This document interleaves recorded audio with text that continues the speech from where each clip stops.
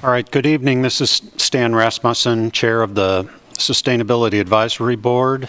Looks like we have a quorum, and so I'm going to call the meeting to order. And You want the gavel? Kathy, do you need to take roll for that, or can we just say we have a quorum? Yeah. We have a quorum. Can you review our housekeeping items for us, please? Good evening, everyone. This is Kathy Richardson, the City's Sustainability Director, just sharing a few housekeeping items for tonight's Zoom meeting. This meeting is being recorded and broadcast on the city's YouTube channel and cable channel 25. Please remember to mute yourself during the meeting when you are not speaking. The chat function for this public meeting is disabled. All chats will go directly to me.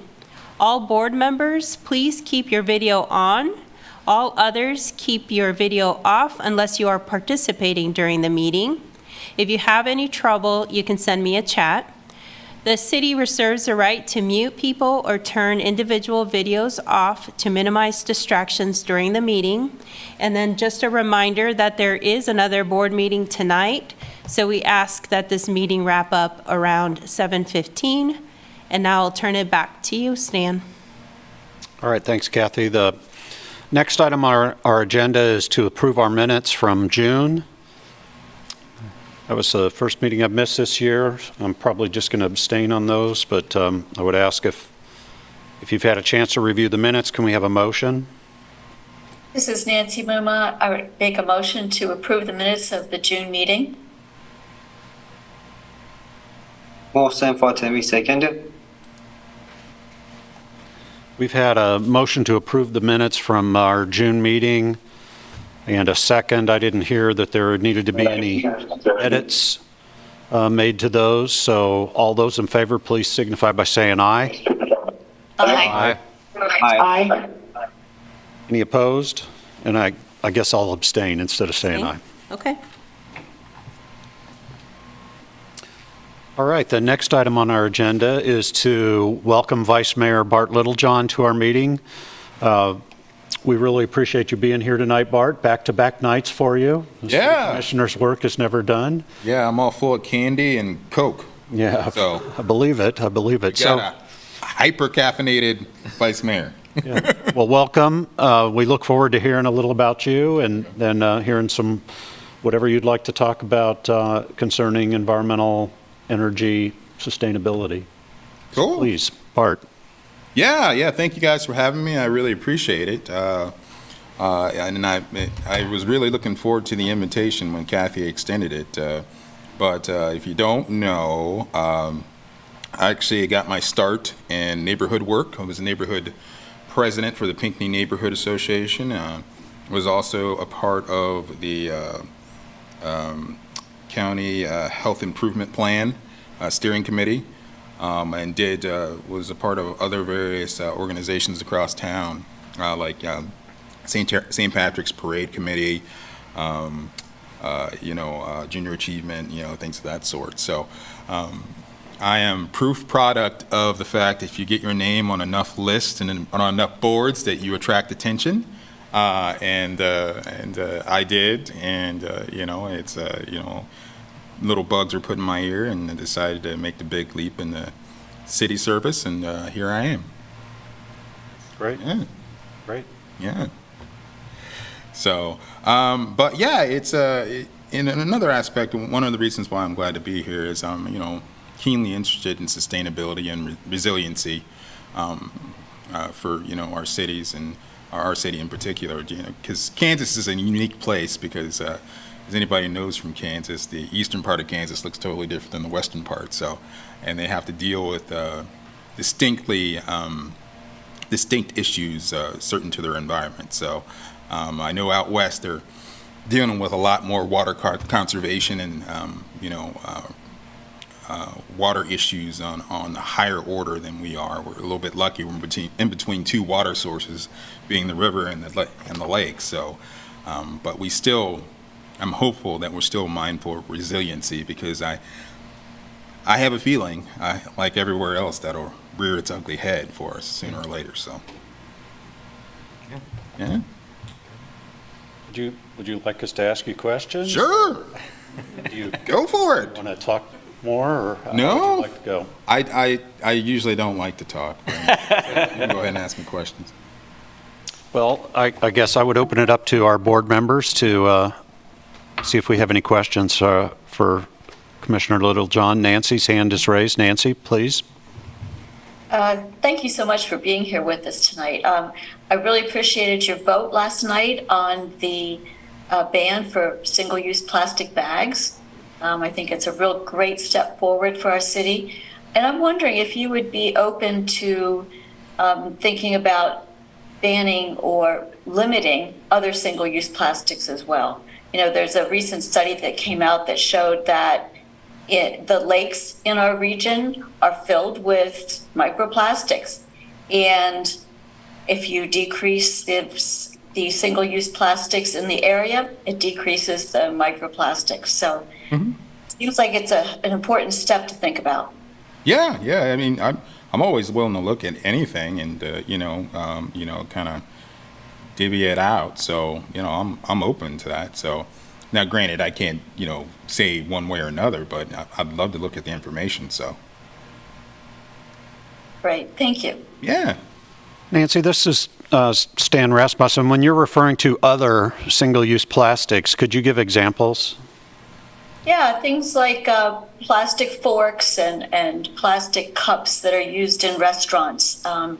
Instead of using the disposable ones, you would use something that's reusable. And a lot of cities have been taking those steps in addition to the single-use plastic bags.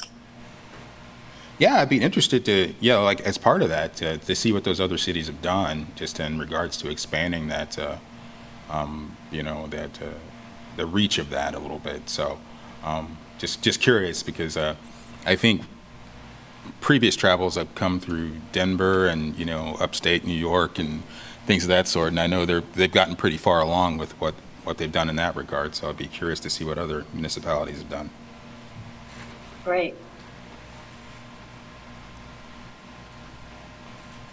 Do other commissioners have a question for Commissioner Littlejohn or comment? Ben? I mean, I guess I just this is a pretty open-ended question. This is Ben Sykes, SAB board member. It's kind of like what you see as the Sustainability Advisory Board's role, like what you've seen it as just in the time you've been a commissioner and what you want it to be, kind of, you guys reached out to us about the plastic bag ordinance to redo that. In other cases, we're kind of bringing things to you guys that we've initiated or the public's initiated with us.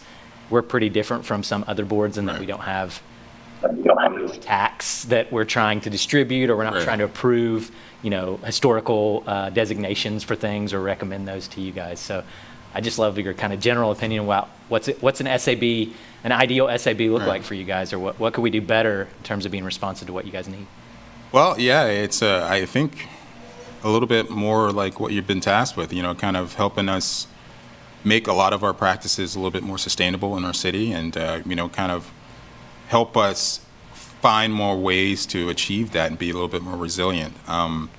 I almost look at you guys as more of a backstop for us, kind of one dual purpose, backstop and proving ground, kind of the forefront of new ideas that we might want to pursue and vetting them out and making sure that they're applicable in practice, and then go ahead and bringing them back to the commission themselves, and hopefully we can go ahead and process them, or like a backstop, because I know that a lot of you have all kinds of technical abilities and previous experience that you can go ahead and apply to things that we're potentially thinking about pursuing. So but yeah, no, it's a good question. So I mean, Kathy's a lot of like where the rubber hits the road and like does a lot of things. So it's kind of like whether we're the brain trust or whether we're the, the researchers that go out and try and figure out a bunch of information that we bring back, or, trying to, it's more difficult for us to do some of the things like actually figure out the nuts and bolts of how a legal ordinance is written, or how this is done or that is done. So I think that can help if, from you and from City Commission more generally, if we can, Okay. those asks for us, I think, can be really valuable. Otherwise, we do just bring our own backgrounds and expertise, and we decide, hey, Okay. I think this is important. Yeah. And the other side of that, too, is that when the city is doing things like, the most recent example I can think of is the Multimodal Transportation Center, is we're trying to look at those and be like, well, what are we doing for sustainability? How can we do those things better as a city? That's kind of a different role, right? That's kind of on the backside of going Right. over what the city's doing and pushing on sustainability. I agree, and I'm glad you brought that up. That's not something optimally that we would want to do. We would want to do it on the front side and make sure that we're going ahead and ironing those things out beforehand. Because recently I know that we're starting to pursue especially an MSO and other capabilities like Envision and LEAD and things of that sort.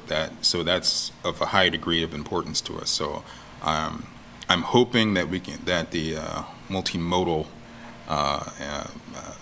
situation that you brought up just recently, it can be more of an isolated incident and kind of a learning exercise for us that we can hopefully try to get ahead of these things next time. Okay, cool. Thanks. Don?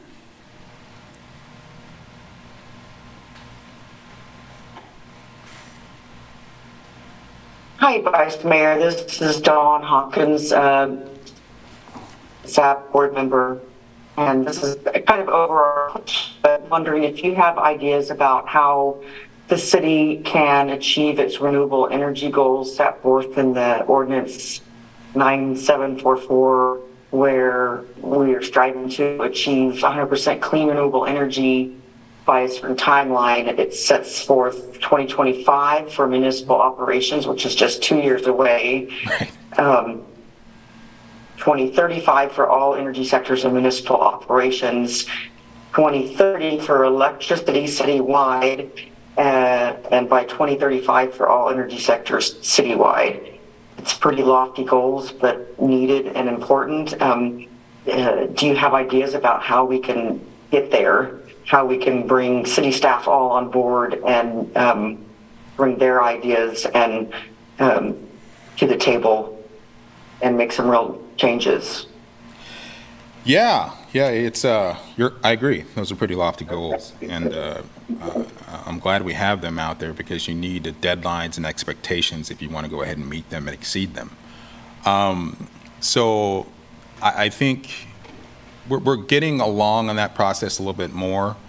Now, I envision, kind of sustainability being kind of how we've previously treated the Office of Diversity, Equity, and Inclusion, where it's integrated into all aspects of what we do here at the City of Lawrence. So now, I know that office has 2 people, and Kathy is an army of 1, and that makes it a little bit more difficult to go ahead and pursue that. And that's something that we're all well acquainted with, especially myself. I definitely make it a point. I've talked to Kathy about this, and I'm needling people that we need to go ahead and, if we really want to start to get some traction on these goals, we really need to make sure that we're spreading out and touching all components of our city and making sure that they're meeting or trying to meet our sustainable goals. But in the interim, what we can do is something we've been doing with our projects coming up, like our MSO project, our MSO campus, and including and integrating those sustainability goals there, with the solar panels and other sustainable measures to go ahead and make it more energy efficient. The goal is to go ahead and bring those kind of projects on in that way, and to go ahead and retrofit, if possible, our current facilities in that way. So I know it's not going as fast as we wanted to, but we're still trying to move that needle that way. Don? Okay, your hand's down. Kay, I see your hand raised. Hi, Vice Mayor. This is Kate Johnson, and I've been on the Sustainability Advisory Board for several years now. And I've got a couple of questions, but you mentioned it was nice to have the Sustainability Advisory Board available to answer your questions. This is the first question.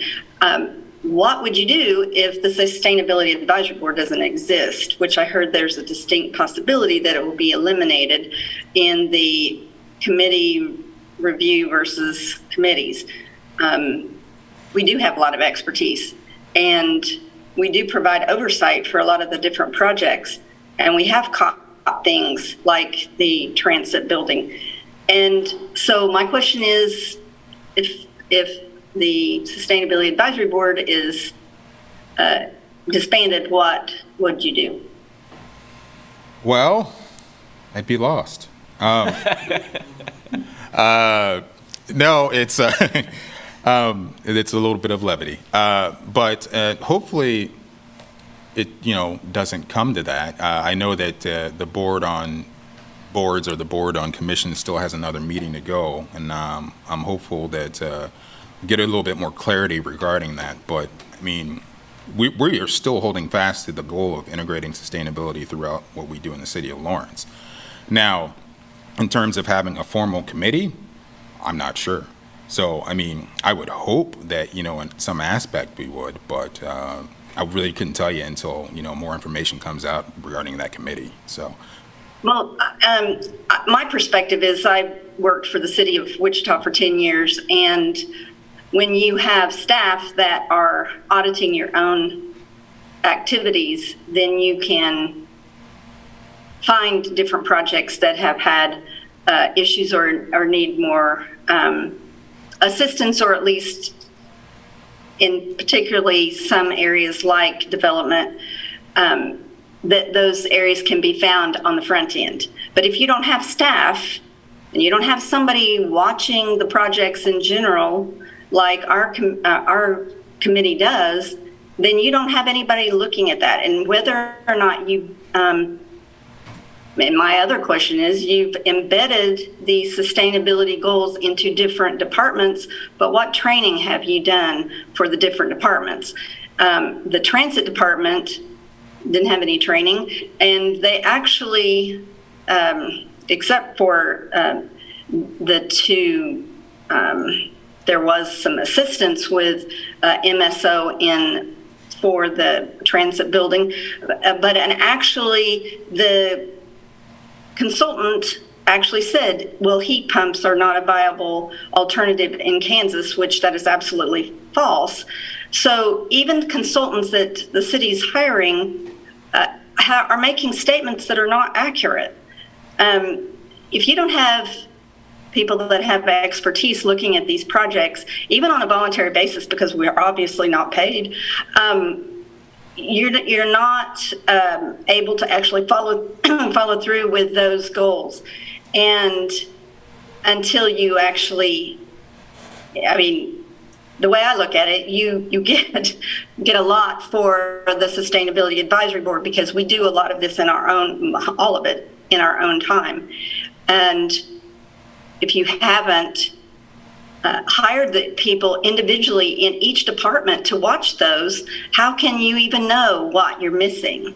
You can have the particular strategic plan items, some of which are not even big priorities. There's no goal to reduce solid waste in the KPIs that are listed.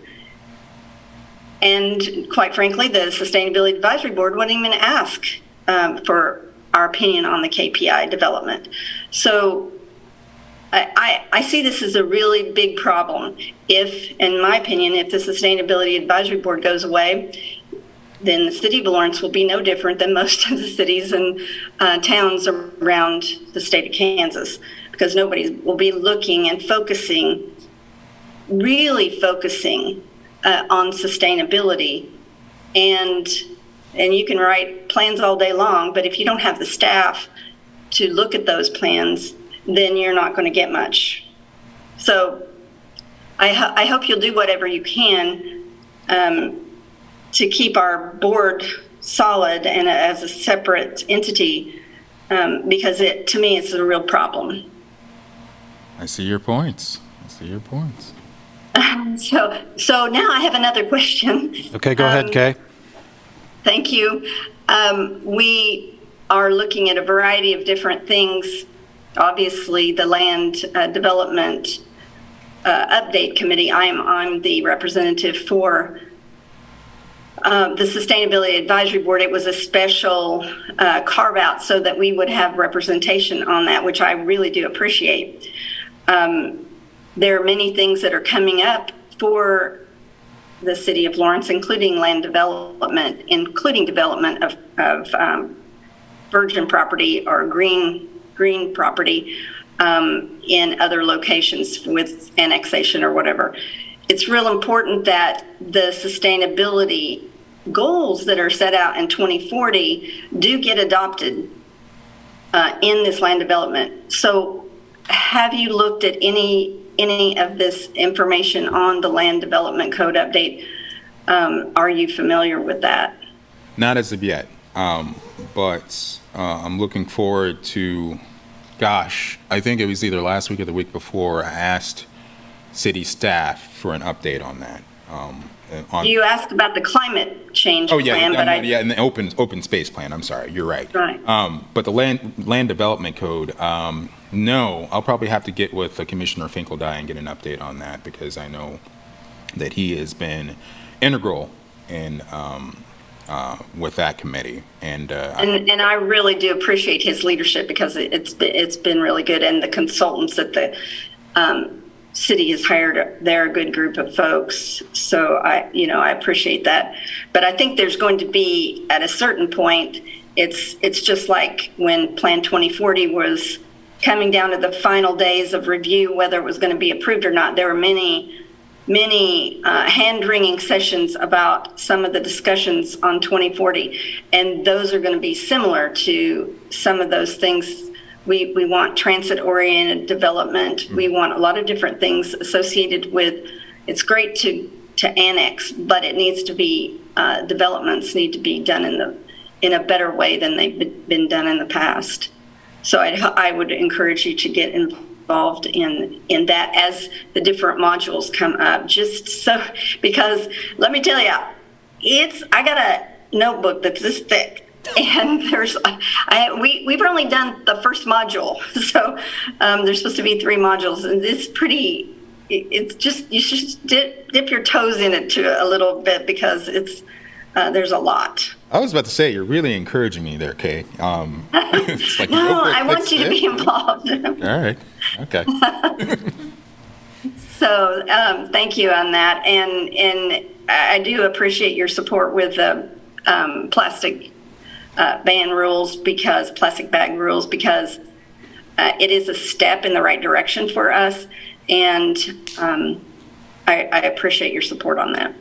Oh, absolutely. And so I'll make sure to bone up on the land development code a little bit more as well, because you present some great points to it, because it is super important, because we don't do this all the time. So, when we do it and we open it back up, we definitely want to make sure to go ahead and get some points in there and some aspects that'll prove beneficial to us years down the line. So. And I have one more. Go ahead, Kay. Stan will indulge me. All right. We did submit a couple of ordinance recommendations a couple of years ago. One was a solar ready ordinance, and it was ready to be reviewed by the commissioners. It has never come back up. And since then, I believe some people have said, well, it could be in the Land Development Code update, or it could be, in the Electrical Code update or whatever. And, when we make these recommendations, we hope that there will be some action, good, bad, or indifferent. Right. Because, like I said, we do spend a lot of our time making these recommendations, and that particular code ordinance would have started the private development buildings having solar available for new construction. And if that had happened about 3 years ago, we would already be moving down the line with that type of availability in new construction. Now it's not even on the radar for anyone. So if we do stay as a separate individual board, we'd appreciate when we spend some time that you at least look at whether or not you're interested in it or not, or just shelve it right away, because otherwise we spend a lot of time looking at these things, and other communities have developed solar ready for new construction. Do you know if the Land Development Code Committee is incorporated that, or, tackling that as part of it? Well, the next module, which is the module 2, we should start to talk about some specifics. Okay. So that's when I'll find out if that really is supposed to be in there. The other one was, and I don't know if Ben, if you mentioned it, it was called noxious weeds ordinance or whatever, but we were hoping that native plantings and could be, and I don't know what the title is, you've got Ben, but we were hoping that one would be reviewed before the very end of the Land Development Code, and we've been told that one would be in Module 2. Okay. Should be the second. Okay.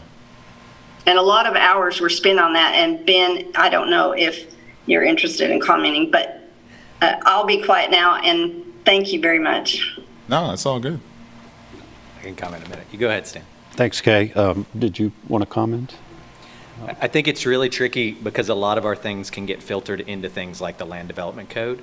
And then there's a lot of competition, just like you guys deal with at the same time, like the housing crisis that we're in, the property values that are crazy, make it difficult for people to get homes. Right. That has to be dealt with as a priority in the Land Development Code. So when you put everything on something like the Land Development Code, it gets tricky because many of these things don't necessarily, they aren't antagonists naturally. Right. But when you put them all into one place, they start to be like, well, that means one less house we can build, or that's one more restriction we're going to have on a developer that's going to not allow them to build duplexes or things like that, or whether it's sustainable landscaping or whether it's solar or those kind of things. So I think that it makes sense. Some of these things make sense as land development codes, but there's also, I think, putting everything that might have anything to do with the Land Development Code, those kinds of words can eat a lot of topics. And then those topics wind up competing with each other for priority within, one group or something like that, that lasts 20 years after that. Does Right. that make sense? Nope. At least that's what I see sometimes. Yeah.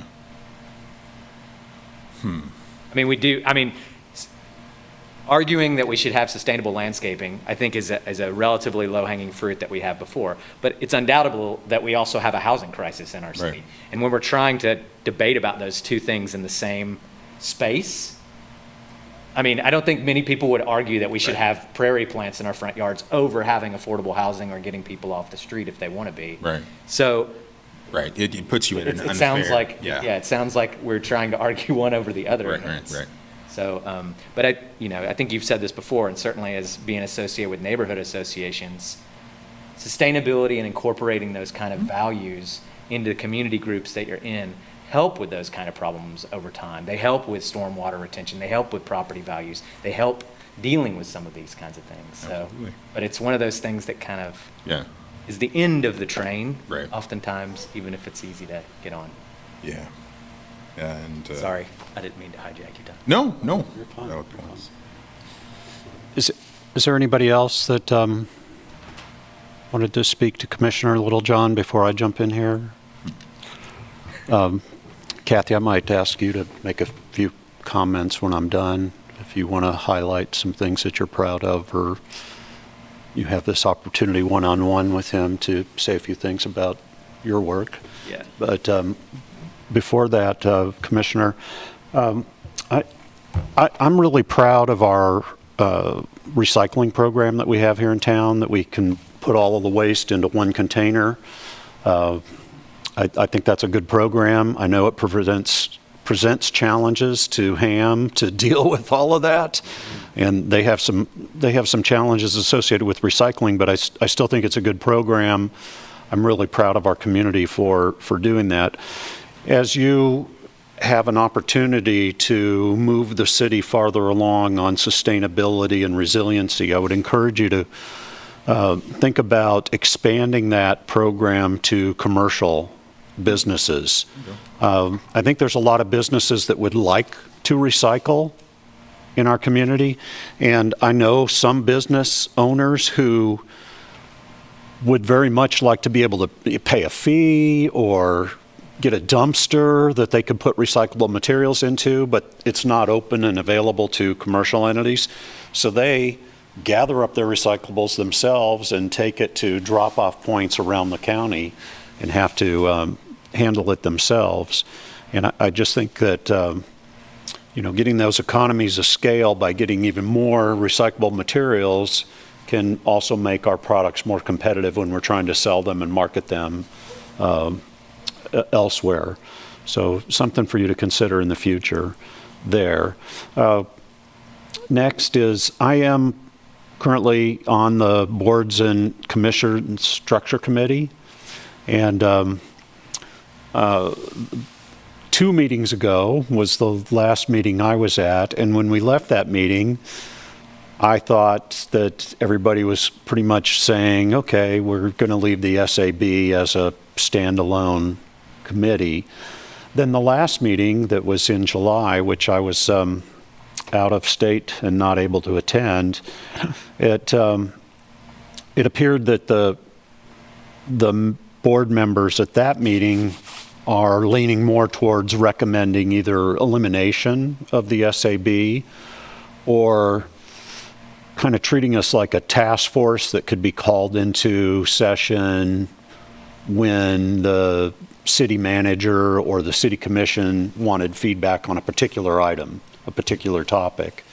And so I don't know how the final recommendation is going to come out, but we do still have another meeting where we're going to finalize those recommendations for the commissioners. But I think there's a lot of uncertainty on that Board and Commission Structure Committee as to what the role of the SAB should be. They recognize that, as you said, that environmental sustainability crosses all lines. If you look at the outcomes, the 5 outcomes that we've committed to in the strategic plan, environmental sustainability is in every one of those. And in fact, the environmental sustainability key progress indicators, those KPIs, they're more on environmental sustainability than any other topic. So they really kind of dominate in that they are in every one of these outcomes. So how we ensure that we're moving towards a sustainable and resilient community, I think is something for the commissioner to really contemplate. And I would just encourage you to think about that as you go through this process of the boards reorganizing and what that role should be, and maybe how we are. Would it be that there's a designated environmental sustainability person on each new board? If you get down to 7 or 8 boards, maybe one of those members on every board is an environmental sustainability designated member, something like that.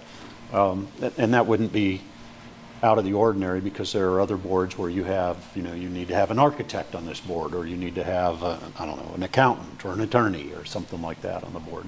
So that's another way to maybe capture that interest. And along those lines, I think our observation, and maybe I think the board members would generally agree, that the environmental sustainability commitments that the city is working towards, like our LEED certification on construction and some of the environmental grants that we're applying for, Kathy, I think, is overwhelmed at times. She's a person of one, but she's the person who's representing all of these KPIs in the city. And I think it would be good to consider adding at least one more staff member to really backstop her. And if she's not here, if she's out sick, then there's nobody in the city representing that. So, if we're going to integrate sustainability into the administrative part of the city, she needs a backup at least. So I would ask you to consider that. The other thing I wanted to comment on, and it's not necessarily within the SAB, but it's something that I think is still good, is I really appreciate our Lawrence Loop that we're trying to finalize. And I like that the city is also looking at open space issues as we annex more land and expand the community and develop out further. I would just encourage you to always keep in mind, hey, we need open space, we need habitat for plants and animals, and that leads to good water quality. So I just would encourage you to do that. But I think the commissioners are doing that as they contemplate expansion, and I think our planning staff is contemplating that. But I would just help remind you to keep your eye on that prize too. I don't know if anybody else on the commission has anything. I don't see any hands raised. Kathy, I'd like you, if you don't mind, to just take us a few minutes and talk to Commissioner Littlejohn about some of the work you're doing and some of the particular things that the accomplishments in this last year that we've been working with you and that you're particularly proud of. Can you do that for us? Sure, and I don't know that I can speak this way since the mic is behind me, so. Is my Do you want voice to heard? come up here, or do you just? You're talking towards me, so I can hear you fine, but I don't know about people out in Zoom land. People on Zoom hear me if I speak this way? Okay, sorry, because it makes it awkward since I have my back to the vice mayor.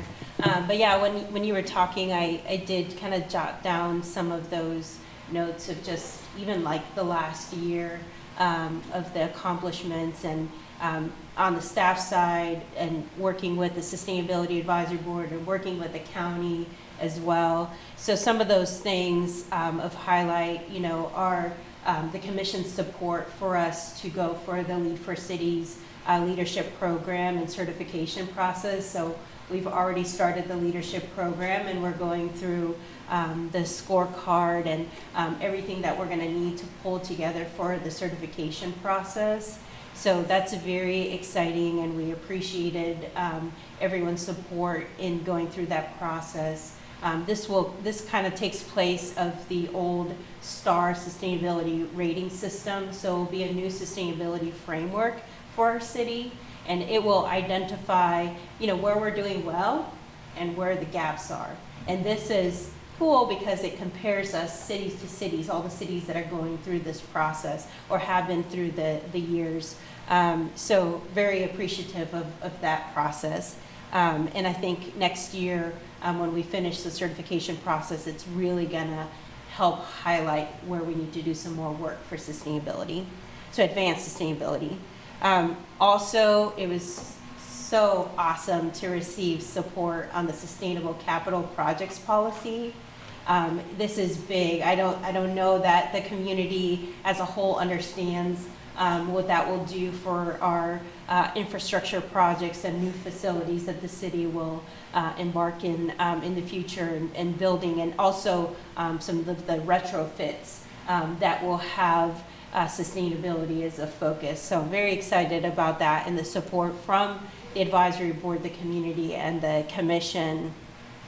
Obviously, big win last night for sustainability with that first vote of first reading of the single-use plastic bag ordinance.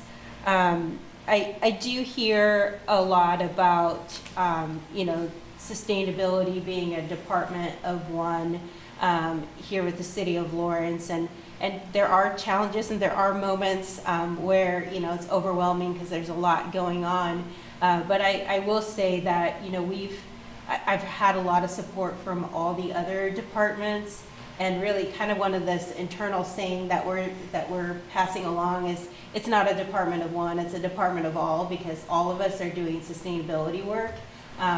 Definitely, it's kind of, you can see the change When I hear departments at the podium talking about their projects and they talk about environmental sustainability, it's just awesome to see that transition where it doesn't have to be the sustainability director being the one that always is talking about sustainability, but you're hearing project managers, project engineers talking about sustainability. You're hearing Parks and Rec staff talk about sustainability. So I think slowly we'll see more of that transition as the departments take on the work for environmental sustainability. Just an example of that too, I was just sharing, but I was in a class for Envision, and there were like, I don't know, 16 project managers and engineers, and to hear them talking sustainability, I mean, they're becoming Envision sustainability professionals. Nice.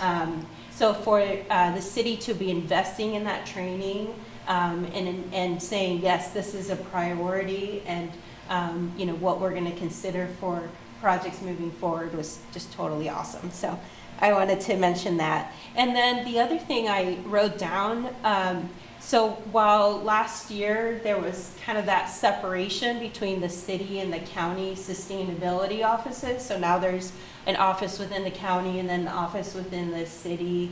While there was that separation, it doesn't feel like we're separate. Like, we are meeting weekly, really updating each other on the work that we're doing. And then there's a lot of projects where the county and the city are still working together. So I have really liked that collaboration and that relationship that we've kept of working closely. Even though, you know, structurally, I guess we're, you know, two different organizations, we're still working together. And I appreciate that, because that gives me, you know, also somebody to kind of bounce an idea on, you know, with Kim and Jamie and Amu and Connie over on the county side. So those are some of the items I wrote of being proud and just accomplishments, and I am thankful for the support. Cool. That's all great things to hear, especially the collaboration with the county. That was one of my hopes, that it's alleviating some of my fears a little bit, that when that split happened, that there'd be a lack of. But I'm glad to hear that there's regular communication between those two entities.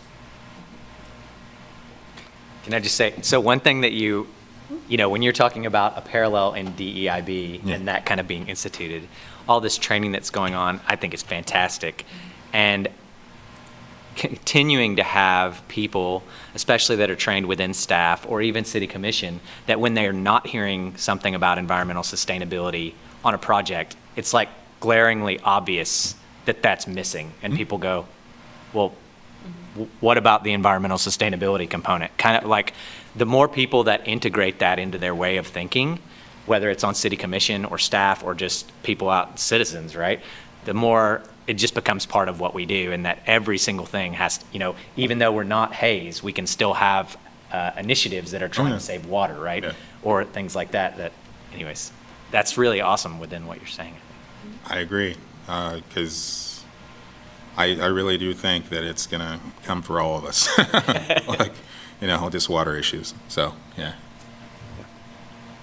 All right. Hey, Kathy, I really appreciate that. Commissioner, I just want to maybe echo what she's talking about from a different vantage point of my job with the military.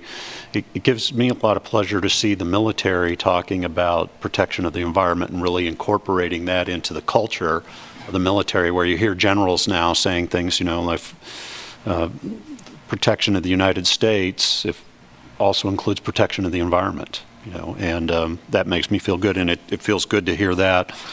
And then I would just say, personally, having served on the Board of Zoning Appeals, Sign Code Board of Appeals, the Planning Commission, the Historic Resources Commission, having served on all of those, Kathy is really an outstanding staff person, one of the most outstanding city staff people that I've worked with out of all of those boards and commissions. So I just really appreciate her and her efforts with us. So unless anybody else has some comments, I'll let you wrap it up, Commissioner. Yeah, and just to let everybody know, I wasn't just taking notes for Stan. I was taking notes, you know, comprehensive notes for everybody, not to leave everybody out.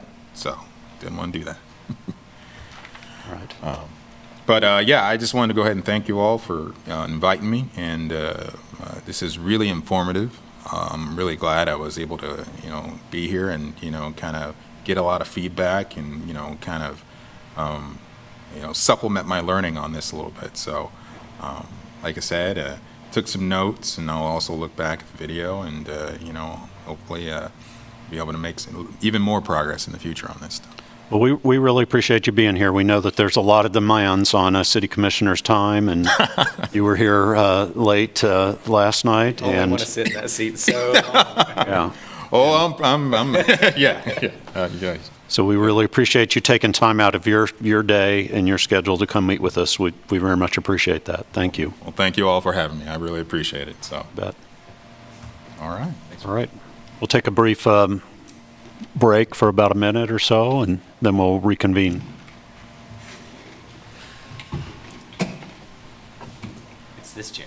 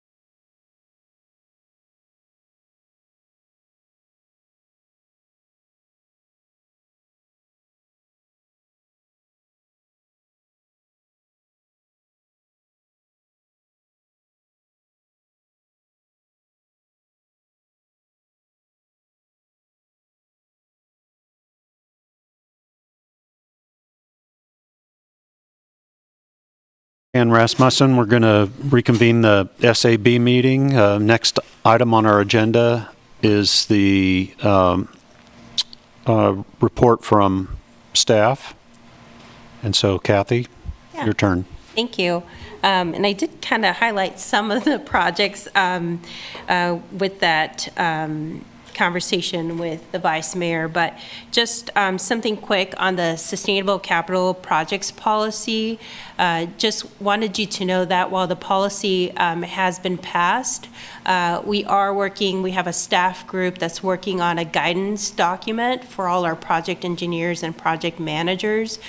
So the policy is going to take place, or its effective date is January 1st of 2024. So we've got some time to really give some guidance to our project managers and project engineers, and so we're working on that. We're looking at other cities that also pass LEED and envision policies to, not create the wheel, but, kind of borrow some of their guidance points to include in ours. With LEED for Cities, just last week, the U.S. Green Building Council did release the new updated scorecard with the credits for the certification process. So I think I had told you all that we were starting the leadership program with the training on the credits, but they had let us know that there was going to be some changes. So the U.S. Green Building Council has published the new guidance document for the certification process. So just a heads up on that. Last night at the City Commission meeting, we did have the single-use plastic bag ordinance, which received a 3-2 vote, which makes it pass on first reading. It still needs to go through a second reading, so just heads up that next Tuesday evening, it will be back on commission as a consent agenda item for the commission to vote on. And second is second and final reading, I should state that. So kudos to Nancy Muma for her leadership on this topic. I know she spent a lot of time, at City Commission meetings this year and giving her presentation on behalf of the Sustainability Advisory Board. So thanks to Nancy for that. This morning, we have been contacted. There were some articles that were generated after the City Commission meeting last night. I saw one with Lawrence Journal World and the Lawrence Times. But today we were contacted by KCTV5. They came to Lawrence and wanted to do some, TV interviews. So I do believe that it's probably already launched since it's 6:21 right now. But I was interviewed, as well as I do know that they asked questions and filmed people, maybe even business owners, on how they felt about this new ordinance. So we'll see what that is. I'm sure there's going to be a recording posted on their website that we can go back and listen to. In addition, with some of the media kind of conversation, we do know that, there was some statements said that this was a passed and done deal with one of the media outlets, and the city did reach out to that media outlet to just let them know that there's still another step in the process, so it's not a done deal yet. And then I have also been informed, and I know Kay reached out to me with another media outlet that had a statement within the article that is not factual, so we're going to reach out to that media outlet because it's causing some confusion with residents thinking that they're not going to be able to use plastic bags to pick up their pet waste. So we do want to, get some good information out there so people aren't worried that they're no longer going to be allowed to do that. So that's not true. People will absolutely be able to purchase, doggy bags and pick up their pet waste. So we'll get all that communication, and after the second reading of the ordinance, if that vote is successful and this ordinance is adopted, then the City of Lawrence will start working on that communications plan for this ordinance and project. I will also inform you all, if some of you weren't aware of the conversation last night, that the timeline of when the ordinance would be effective has changed to the March 1st date. Again, to give the city time and to give business owners time for the transition. Okay, so that's what I had on the single-use plastic bags. I'm sure Nancy will have more information during her update as well. The other thing I had on here, just very brief, and maybe just like a heads up for all of you, that there's going to be a lot of sustainability type conversations coming up in this community this fall. So with the Climate Action and Adaptation Plan, the draft of that will, be released to the public, and there's going to be some community engagement there. this fall. Also, it's my understanding from Kim with the county that open space is also going to be, there's going to be some community engagement this fall with that plan and information that they have so far. And then Kay kind of mentioned this a little bit earlier this evening. The Land Development Code Module 2 is also going to come out this fall, and it sounds like Module 2 will have a lot of the sustainability components. So, we want to be watching out for that so that we can participate in that process with all three plans, but I just wanted you all to be aware because that's a lot coming out kind of around the same time. In addition, I do have on here just a note to say that I will have an update on a couple items that came out of the Noxious Weed Ordinance Subcommittee. I'll have an update at the next SAB meeting, as well as an update on Ordinance 9744 reports, annual reports that are highlighted within that ordinance. So at the next meeting, I will cover that. And then last meeting, I had mentioned about some facility tours being more in that August, September timeframe. So I'm still planning to send you an email with what date availabilities there are for those tours. And other than that, any questions? Does anybody have questions for Kathy? Nancy? I just wanted to double check with you on when the second reading of the plastic bag ban ordinance was going to occur. Is that next meeting? Yes, it's going to be placed on consent agenda of the next Tuesday, so it's August 15th, I believe. Let me double check. Yes. Okay, next, and the City Commission meeting starts at 5:45. Again, it will be on consent agenda. The commissioners could pull that item, and they may if there are any commissioners that are going to vote against it. So there might be a little bit more discussion and questions that are asked. I don't know, Nancy, if you're going to be available next Tuesday evening, but we might want to have somebody at least on Zoom in case they ask any additional questions. Okay, I'll be on Zoom. Okay, thank you. Mm-hmm. Any other questions?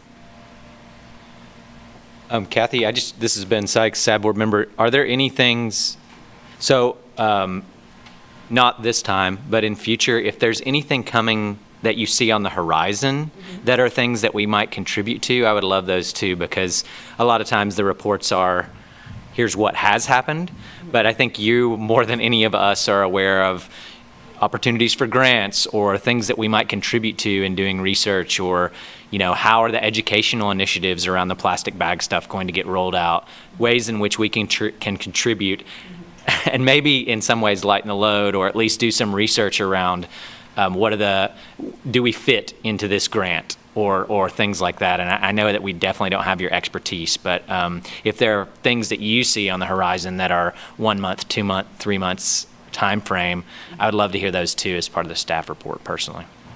Yeah, absolutely. And I will look for those opportunities where, a letter of support from the Sustainability Advisory Board would really help.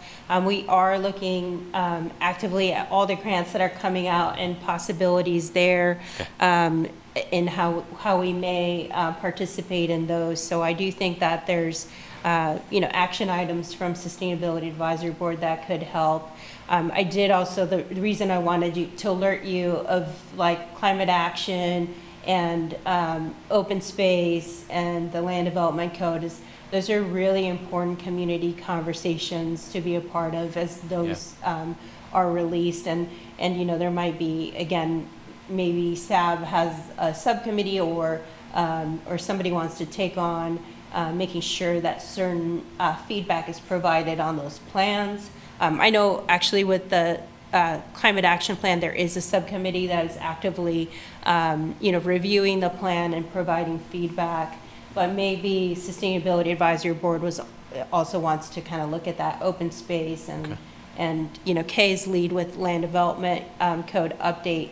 But I did see others participate in that sustainability conversation that happened a couple weeks ago, I believe. So that was good of you to participate and provide your expertise to the process. Yeah, nice. Thank you. Any other questions for Kathy?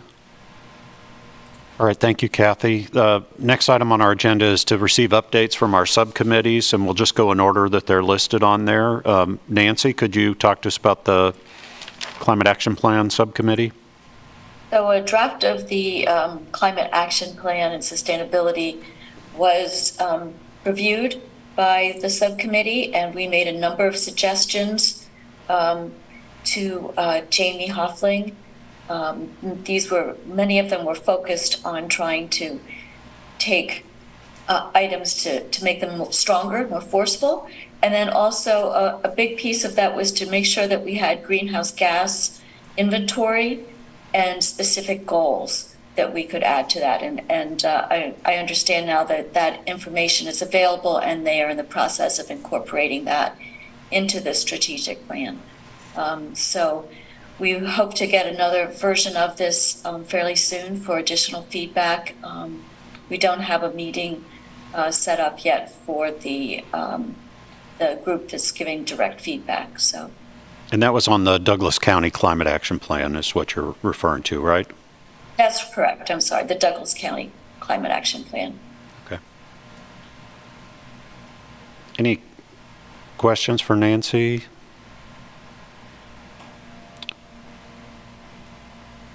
Ben, do you want to talk about the weeds ordinance? Yeah, I'll talk about that there apparently. Briefly. So I started, we did have a meeting a couple of SAB meetings ago. I've been behind because I've been traveling. I have been working to try and pull out the pieces that we decided were land development code pieces.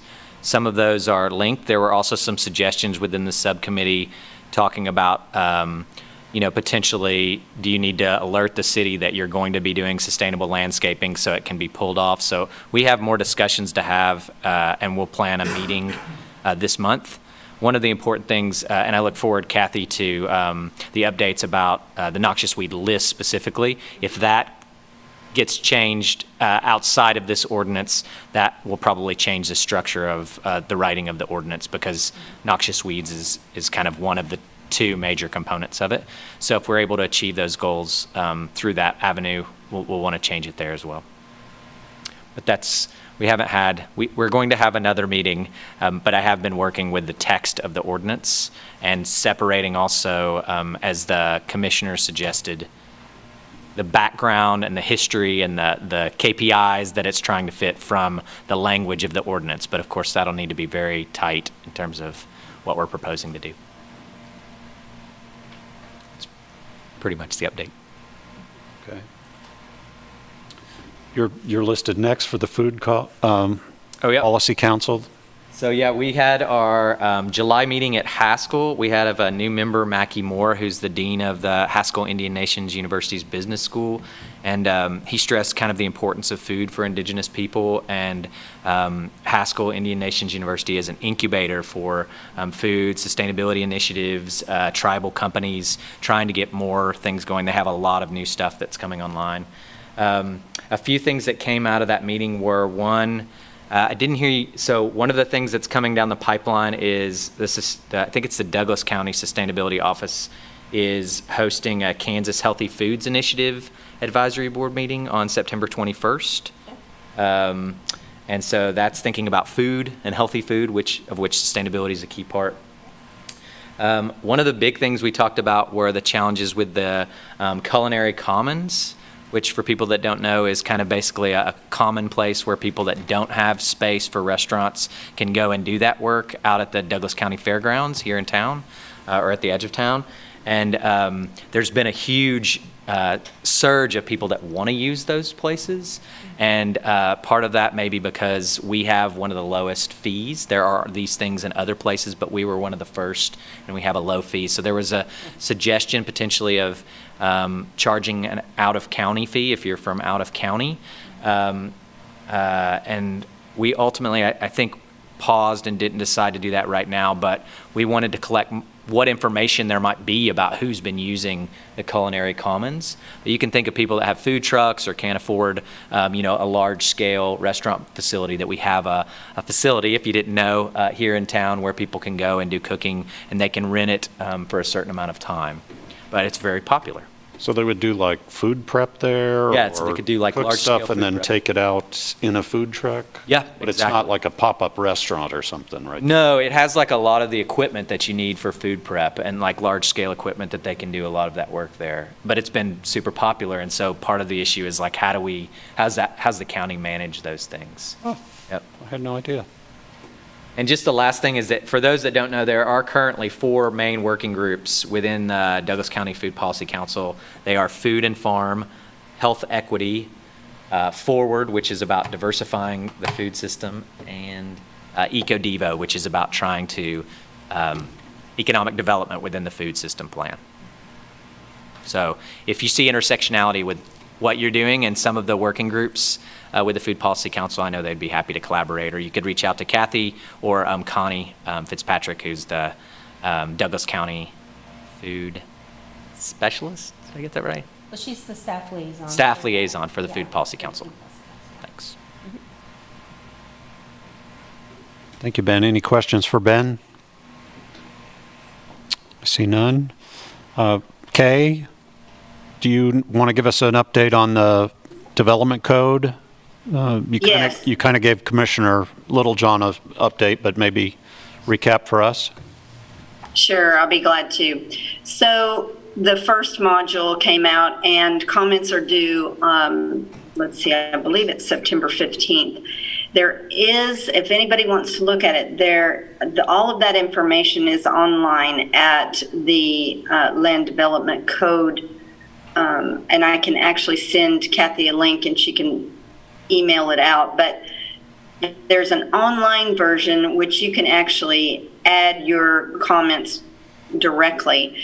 And that's an easy way to do it. But for the most part, the first module was about zoning and how to streamline the zoning and the districts associated with zoning. So, like, for instance, they decided to do away with the industrial park zoning idea. So they're trying to consolidate a lot of the different things. Obviously, the most important part of Module 1 is how we identify where mixed use can be and infill can be utilized. So the consultants that are doing this have been really good about talking about what the code has been and what we'd like to see the code move to. Obviously, many people that have, in leading up to all of this, said that the code in general was very difficult for people to know how to implement. If they wanted to develop something, what rules did they have to follow? There are so many different exceptions and rules, and you didn't even know which district you would be, or which kind of land use were you working on. So they've been trying to streamline a lot of this, and my comments have been general in nature, except that one of the comments that I would like to see as we go into annexation is that instead of a kind of a generic code designation for new annexed property, it was that I would really like to see that property be called a mixed use area. And then other people would have to, if they wanted to do something different, they would have to go to the commissioners to get a variance. So they're looking at that. Obviously, transit-oriented development,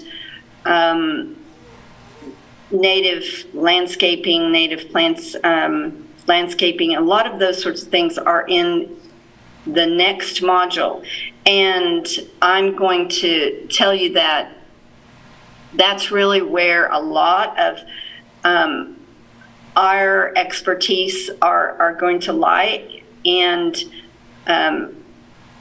Module 1 was eye-opening, eye-popping to me, because there were so many different districts, so many different types of land use, and so many different types of rules for different things.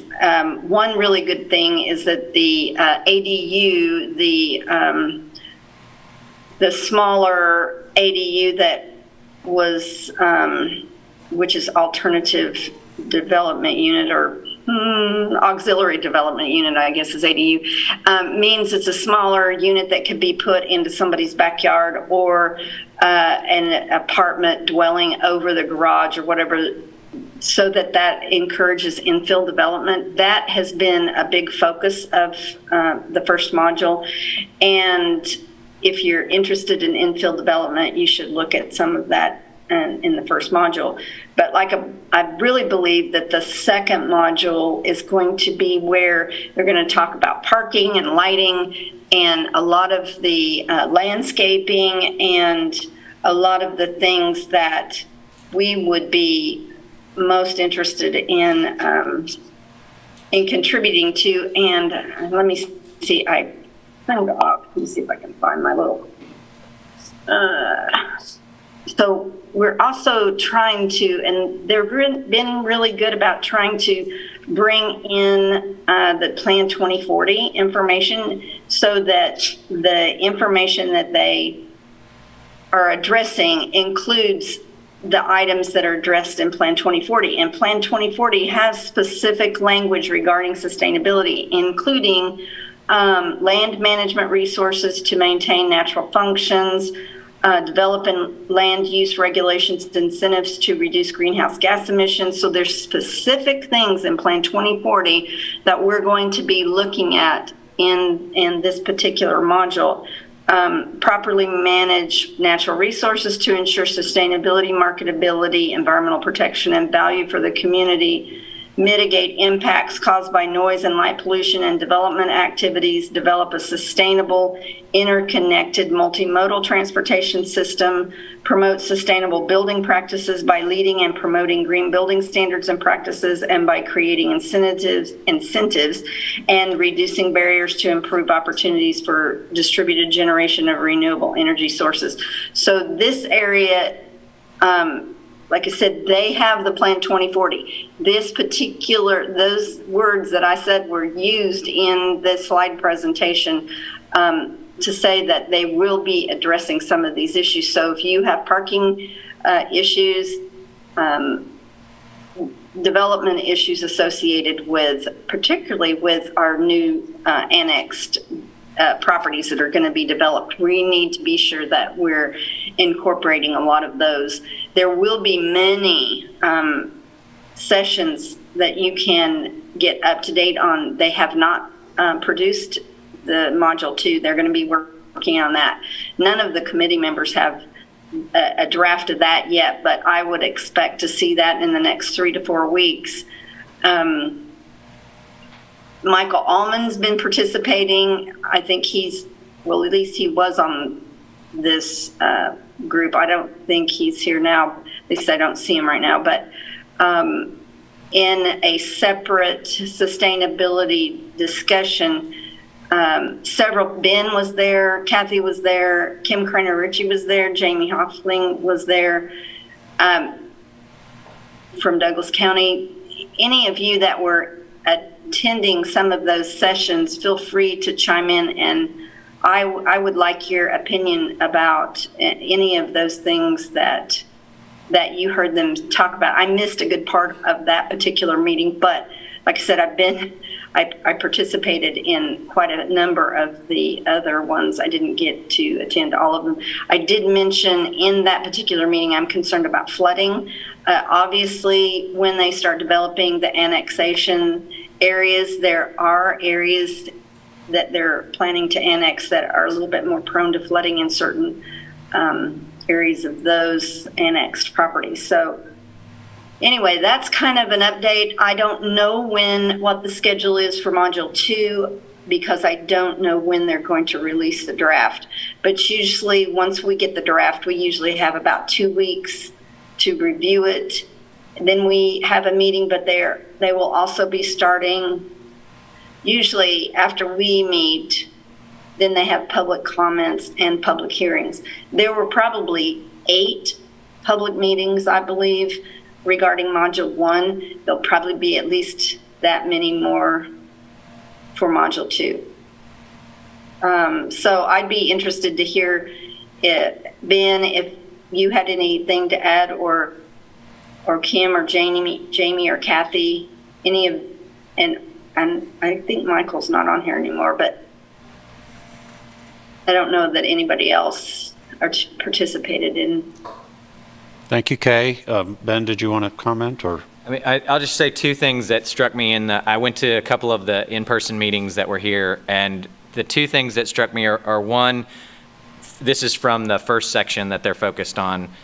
It is good to beat the drum of sustainability. That what the consultants were focused on was increasing housing and finding ways to do that through zoning. And so to remind them that, if some infill has a certain balance to it too, right? Like we need green spaces also to keep us sane, right? Like if we put as much housing as we can, that may solve the housing crisis, but people that will live in those houses will not have any place to keep their sanity. So I think it's important for them to think about open spaces even within infill. And the other one that really struck me that I hadn't thought much about is the role of covenants in how these plans will get held out. So, there are a lot of places in town, there are a scattering of different covenants that cover different areas of town, and those rules are different than what the city rules will be. If they are more restrictive, then they apply, right? And so not more permissive, right? So how you lay down the rules that are going to get rolled out here, whether they're around landscaping or whether they're around parking or whether they're around what kind of housing can be built there, those covenants and that patchwork of covenants that cover different areas of the city will have a different kind of rule set that will go under those. If, for example, if we say that you need to do, just from the perspective of the one I've been pushing, right, is native landscaping in a certain proportion. If there's a restriction that you can't do those kinds of things, I'm not sure exactly how those would play out in under the covenants. So.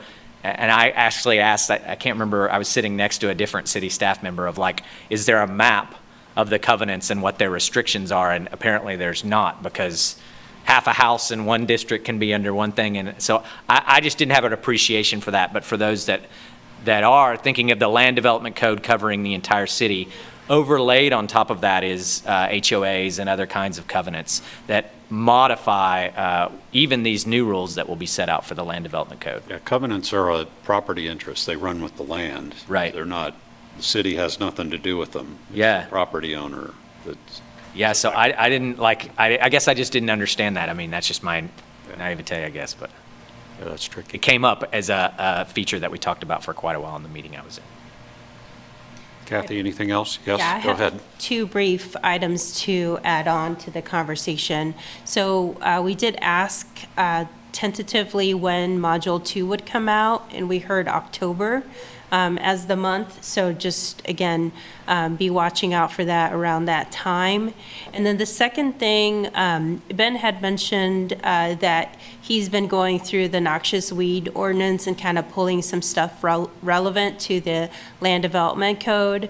But the same type of activity is happening with the climate action and adaptation plan. So we're pulling out some of the items from the climate action and adaptation plan, the draft, to have a conversation with the consultant for the land development code update. So there's some connection there too, with the county and the city having this conversation with the consultant. Now, Kay's right that they're looking at Plan 2040, and just, that's where they're getting the items to prioritize, but they're also taking in consideration these other additional strategies and goals.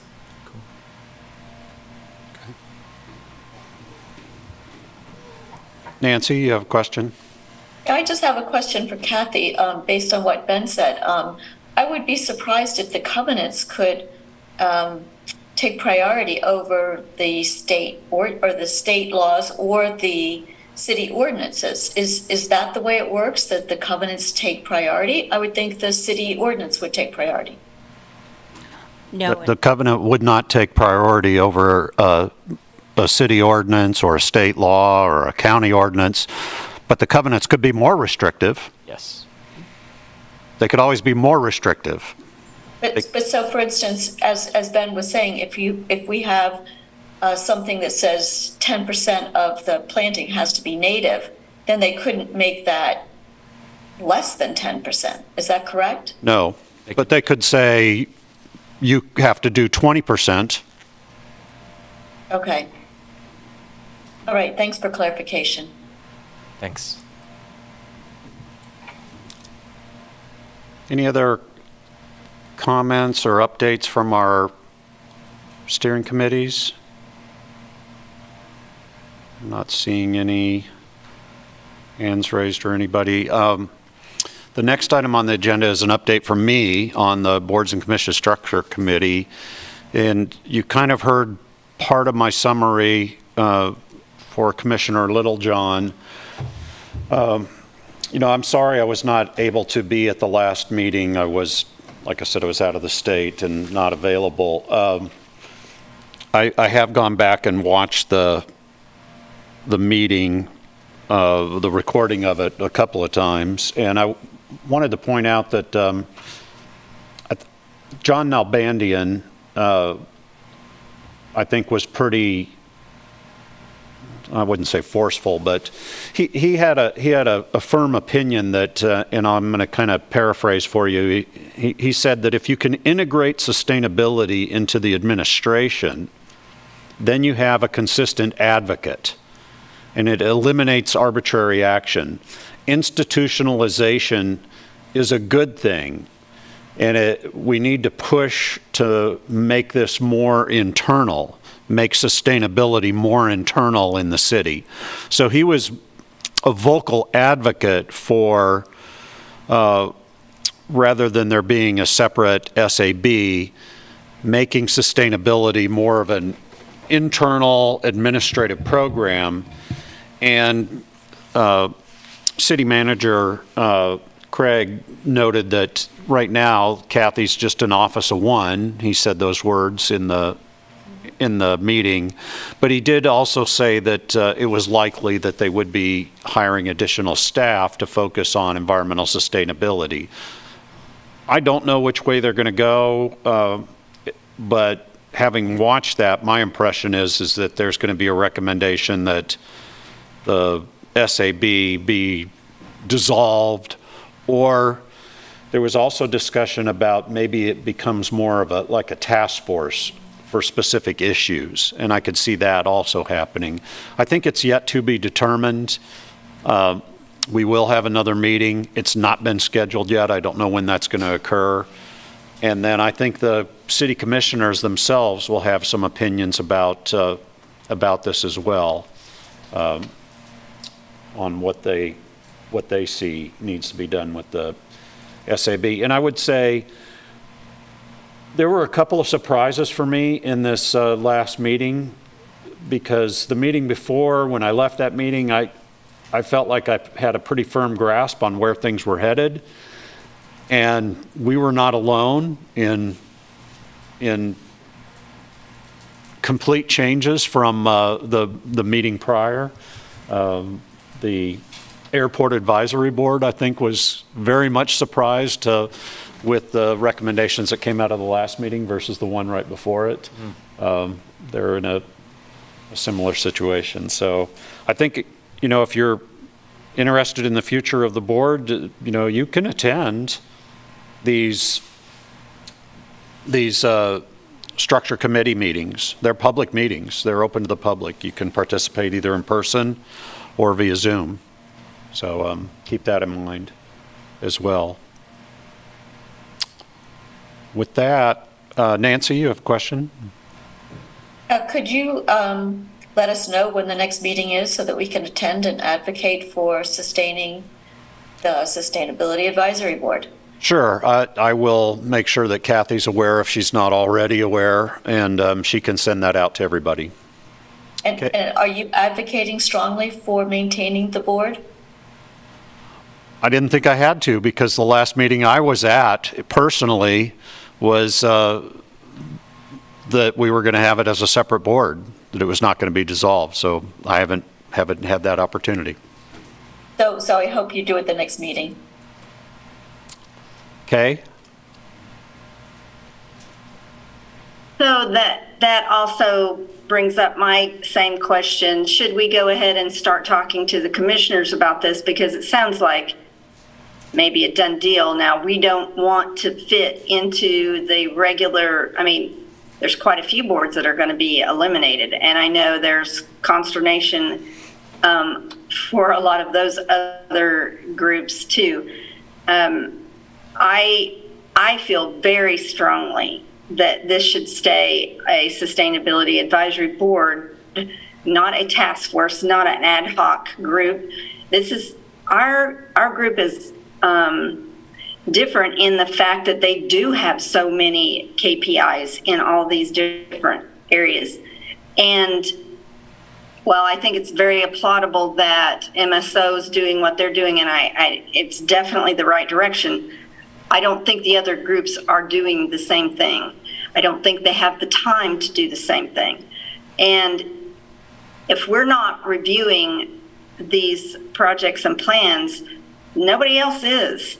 Kathy does not have the time to look at every one of the things that come up. She does know some of the pitfalls, and she does contact people if she finds out about something, but almost we're still behind even on finding out about the different projects.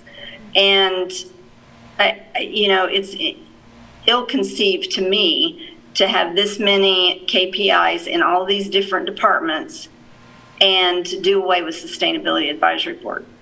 And primarily because they're not up to speed on the technical expertise. And a perfectly good example of this is, I know for a fact that with the economic development program that they have right now, they can get economic development money if they have lead,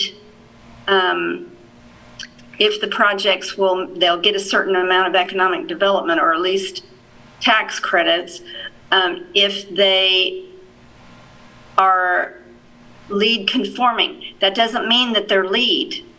There are a lot of different things in the operations of the city right now that seem to indicate sustainability, but they don't go the verification mile. They don't go the last mile.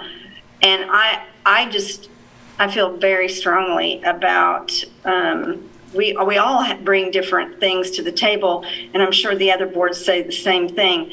This is a little bit different since they've embedded these performance indicators into their departments, but they don't have the staff to look at these. There's no audits. Who's doing an environmental audit? There's nobody doing environmental audits. I mean, I would feel better if they did environmental audits. I would feel better about the whole thing if I knew that do they follow the hazardous waste rules? Or do they, I know for a fact when I went to work for the city of Wichita, they did not have all the rules in place. And, when you're a small community, Wichita's a big community, and they did not have all the things done the way they should have been doing. They're better than they were, but they didn't. And I can't see, I'm sure the MSO department is a little bit different, particularly with the water and wastewater, because they are inspected by the environmental health department. A lot of the other departments are not. I think conducting environmental audits is something that the SAB could be responsible for if the city commission was inclined to give us that responsibility. Yeah, I wouldn't have a bit of problem. They may not like what I have to say, but I don't have a bit of problem because they don't have a lot of third-party verifications on some of these things. And quite truthfully, I know even in the work that I've been doing with projects for construction, if you don't have third-party verification, they can change the specifications in a heartbeat and use substitute materials that are a lot less environmentally, specific, or not friendly is not a good word, but the deal is that there needs to be third-party review, and right now there's not third-party review. Well, I would just say that having another voice besides mine would help make it not look like I'm being self-serving. Just having an outside voice saying, hey, this is important and here's why, would be beneficial. Well, and let me frame it a little bit differently. Compliance is one thing, is different really than strategic goals, but I know that when I asked the city manager of the city of Wichita who signed their hazardous waste manifest, specifically he goes, well, I don't know. Well, the deal is, and I wasn't even an employee then, the deal is that if you're not doing, you can be out of compliance, even though you have the best idea, Stan, that, and many of you others, you have to follow the regulations, but quite frankly, there's so many regulations. And, but it's important for somebody else to be asking these questions. And if they're not asking the questions, then it's probably not getting done. Thank you, Kay. Well, yes, we'll make sure that people know when our next meeting is, and like I said, you're welcome to participate. Dan, can I say just something Go ahead, quickly? Ben. So I did watch the meeting as well. I would encourage you all to watch the last meeting that happened for the boards, just so that you kind of understand the debate, the arguments that were being made. And I will say that kind of a couple of different things stuck out to me. One is that the alignment of the existing boards and the combination of those boards to fit outcomes and not commitments was a really important piece of why SAB kind of stood out different than everything else. When you think about why Parks and Rec remain, well, it can be combined with other things, and that falls under unmistakable identity. So the SAB very clearly is a commitment and not under an outcome. I have opinions about those two words in general, but what I'm saying is that it was impossible to see that as being held under an outcome, which is why it stood out, and which is why it ultimately the ones that they want to create or that they're bringing the boards down to are really well aligned with the outcomes and not commitments, as I saw it. I think the other thing that stood out to me really strongly is that the value of the SAB and our ability to show value, whether that's for city staff or whether that's for the community understanding what it is the SAB does, was not evident within that room and that group of people. Whether it was the city manager not really understanding that Kathy can do everything we do on top of everything she does, which is the impression I got from watching the video, or whether or not the people that were on the board's alignment committee didn't really understand any kind of things that we might have done over the past 5 years, like how that had changed work for the city. So those were my opinions, certainly, of watching it, but I would encourage you guys to watch it. And I'm not above the fact that I think the SAB is perfect by any stretch. There are ways in which we can be more responsive to the needs of the city, to the needs of city commission or the staff, and be more, not simply bringing our own ideas from outside, but be doing the things that the city needs us to do, even as a volunteer board. If we remain a standalone board, I think that's where we have to go. That was my opinion. I'd encourage everybody to watch the arguments that were made. Right? And I think if all you want to do is see the SAB portion of it, you go to about 1 hour and 28 minutes. Yeah, yeah. Right, There's a big there. portion at the beginning. Can Yeah. somebody send the link to us? I can send the link to the meeting. Yep. Thank you.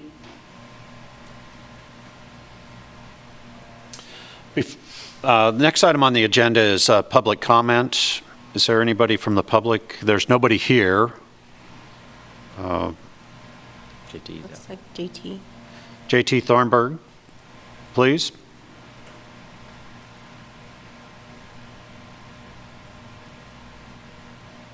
Can you hear me? Yes, we can.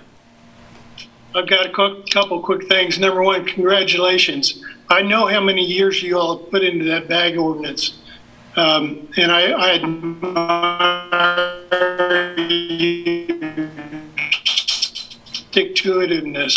Number two, and follow it. And I would caution you that with the exception of one meeting that was held deliberately for the public at the Carnegie Building, the meetings have not been, they've been open to the public. You could attend or attend by Zoom, but you could not participate. The upcoming meeting may or may not be the same. Now, at the last meeting when it began, the SAB was already bucketed. It was done in between the meetings, which I took troubled note of. The second is that whole enterprise was a two-part operation. One was to try and bucket the different, consolidate logically all of the different departments or the different advisory boards that were not statutorily standalone. The second part was to write up all of the means by which this whole thing would be put into practice. And that was essentially taken away from the BCSC. The city would say they do it. The third thing I'd like to say that, as I may have indicated, my constructive environmental work goes back many years and includes effectively a minor at KU. If they offered it in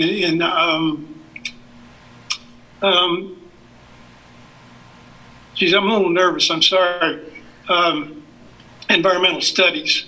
I had the privilege of studying with Donald Worster and so on and so forth. Meanwhile, I was a hazmat tech at the university, and I might have serviced the labs that Kathy, is it? Muma? Nancy. Yeah, Nancy, I'm sorry. Okay, I probably serviced your labs. That's all I've got to say. Thank you. Thank you, JT. Any other public comment? Not seeing any. I want to talk about, before we leave today, next meeting is scheduled for 13 September. We're still on the edge of having a quorum each time. Is there anybody who knows with certainty they're not going to be at the 13 September meeting? Looks like we'll all be here for that. How about 11 October? I will not be here. I don't know if I will be able to call in via Zoom. I will be out of state. I think I'll be here. I likely will be backpacking with my wife. Shh, don't be bragging. It's our anniversary. Last year I couldn't do anything on my Is anniversary. it October 11th? Yes. Should be here. And then we have 8 November. My calendar's good there. I will not be here 8 November. Ben will not be here 8 November.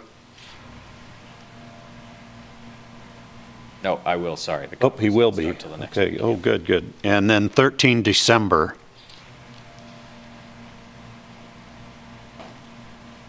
And so far, so good. Nobody's raising their hand saying they won't be here. So it looks like we're pretty good. October may be a little sketchy.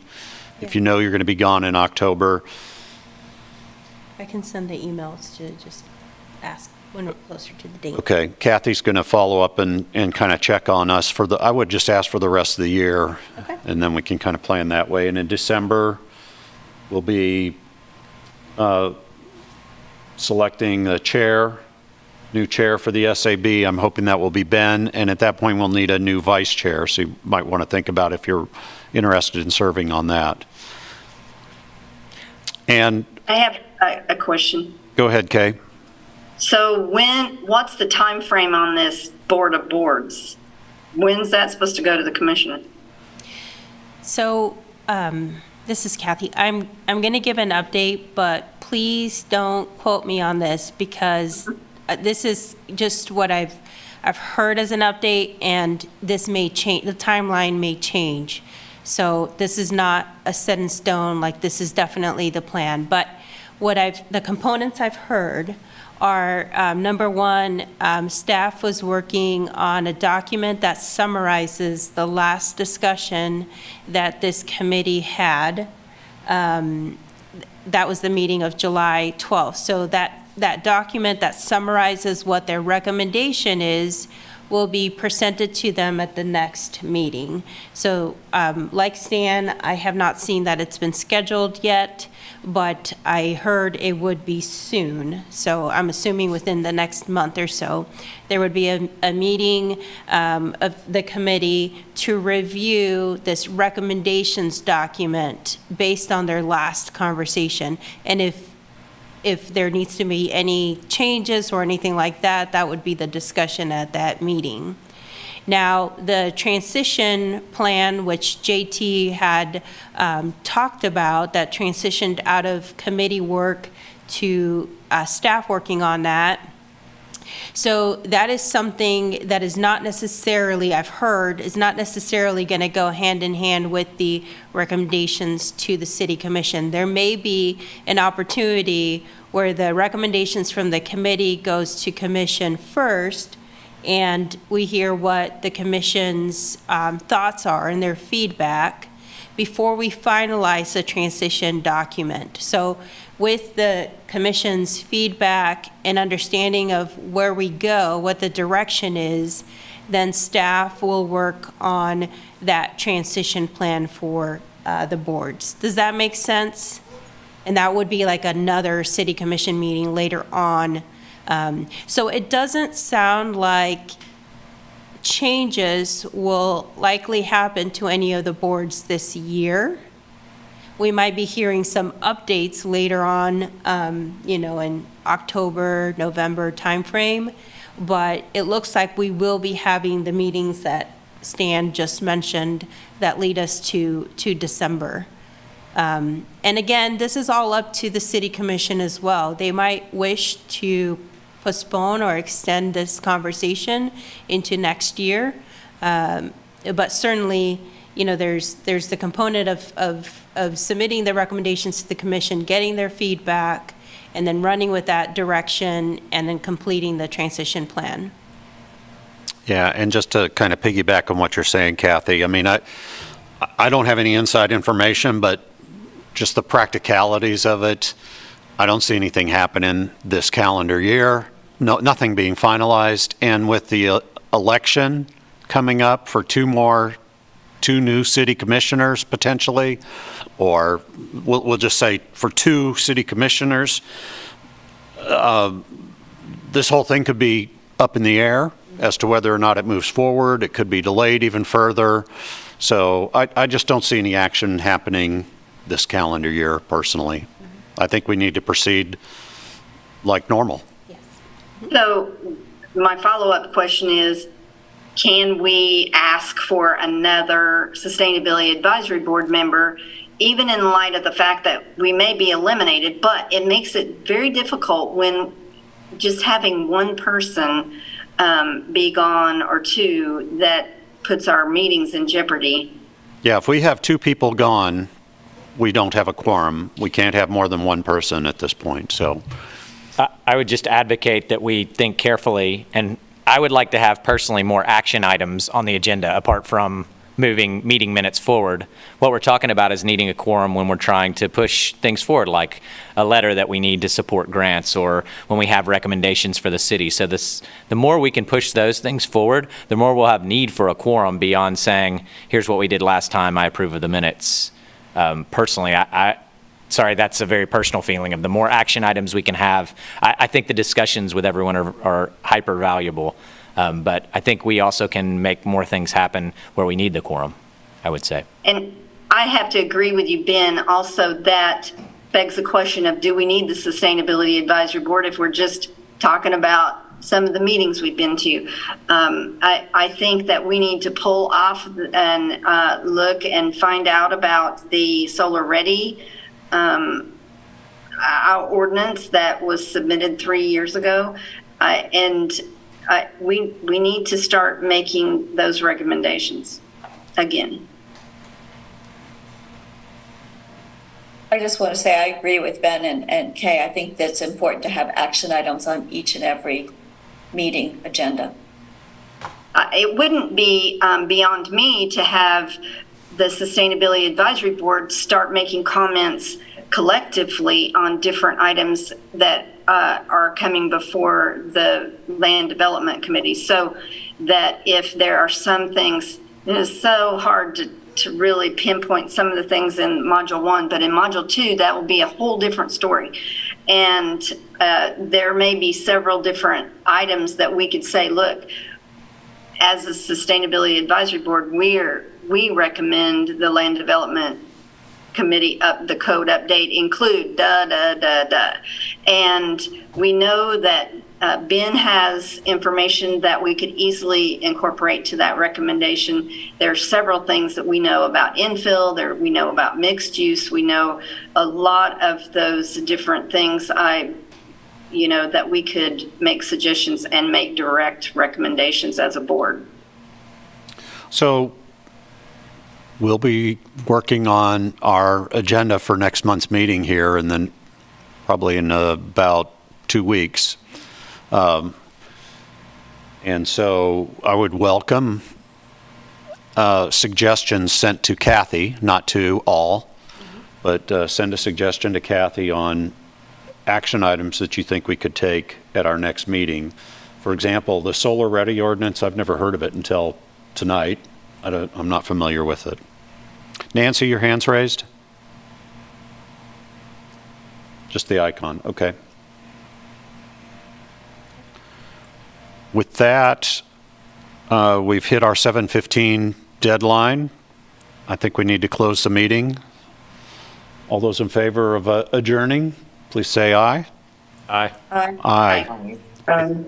Thank you for being here tonight. I appreciate it. Thank you.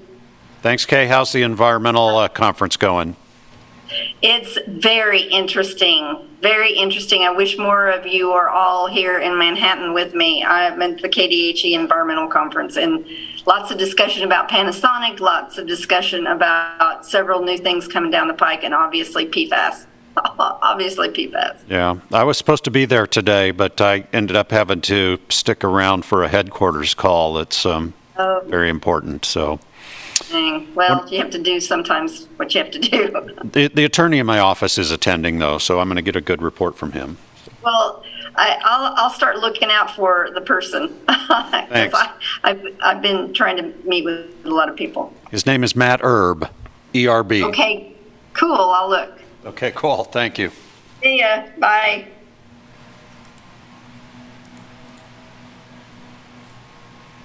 Thanks for keeping